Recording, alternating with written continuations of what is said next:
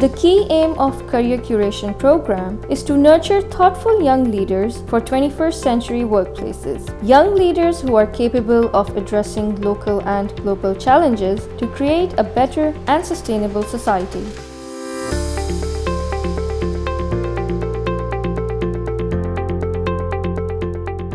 As you know, in today's world, the problems are also very different from what they used to be.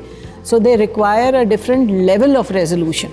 We can't solve them at the same level we used to earlier. So that is our expectation from the young, fresh minds that Habib University polishes and makes into diamonds.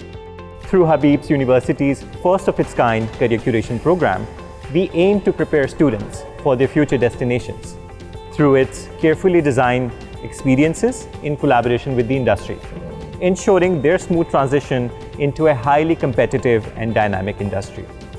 I think it's a wonderful initiative because it not only exposes the students to the industry, but it also sort of gives them the advantage of learning new areas where they previously wouldn't have thought they would be employed in.